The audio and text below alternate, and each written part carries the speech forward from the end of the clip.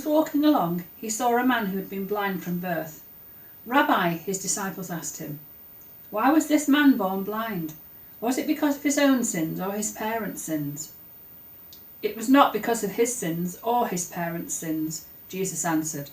"This happened so the power of God could be seen in him. We must quickly carry out the tasks assigned us by the one who sent us. The night is coming, and then no one can work. But while I am here in the world, I am the light of the world." Then he spit on the ground, made mud with the saliva, and spread the mud over the blind man's eyes. He told him, "Go wash yourself in the pool of Siloam." Siloam means sent. So the man went and washed and came back seeing. His neighbours and others who knew him as a blind beggar asked each other, "Isn't this the man who used to sit and beg?" Some said he was, and others said, "No, he just looks like him." But the beggar kept saying, "Yes, I am the same one." They asked, "Who healed you? What happened?" He told them, "The man they called Jesus made mud and spread it over my eyes and told me to go to the pool of Siloam and wash yourself. So I went and washed, and now I can see." "Where is he now?" they asked. "I don't know," he replied. Then they took the man who had been born blind to see the Pharisees, because it was on the Sabbath that Jesus had made the mud and healed him. The Pharisees asked the man all about it, so he told them. "He put the mud over my eyes, and when I washed it away, I could see." Some of the Pharisees said, "This man Jesus is not from God, for he is working on the Sabbath." Others said, "But how could an ordinary sinner do such miraculous signs?" So there was deep division of opinion among them. Then the Pharisees again questioned the man who had been blind and demanded, "What's your opinion about the man who healed you?" The man replied, "I think he must be a prophet." The Jewish leaders still refused to believe the man had been born blind and could now see, so they called his parents. They asked him, "Is this your son? Was he born blind? If so, how can he now see?"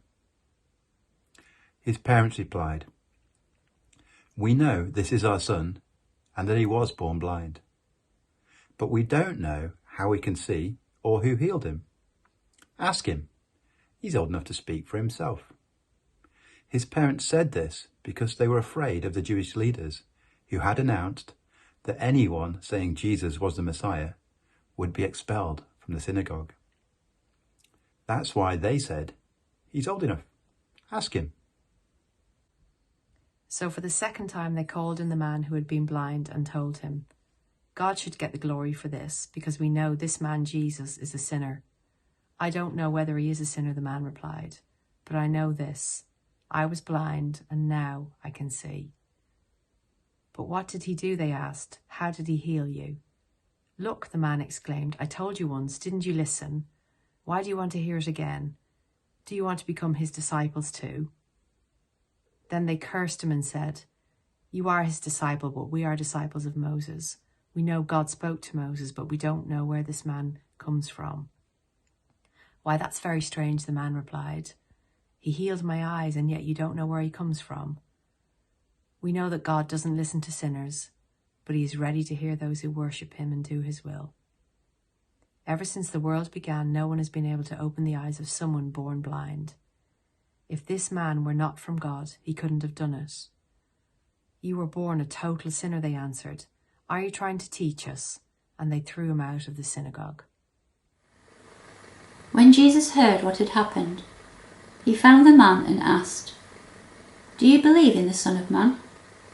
The man answered, "Who is he, sir? I want to believe in him." "You have seen him," Jesus said, "and he is speaking to you." "Yes, Lord, I believe," the man said, and he worshipped Jesus. Then Jesus told him, "I entered this world to render judgment, to give sight to the blind, and to show those who think they see that they are blind." Some Pharisees who were standing nearby heard him and asked, Are you saying that we are blind? If you were blind, you wouldn't be guilty, Jesus replied. But you remain guilty because you claim you can see.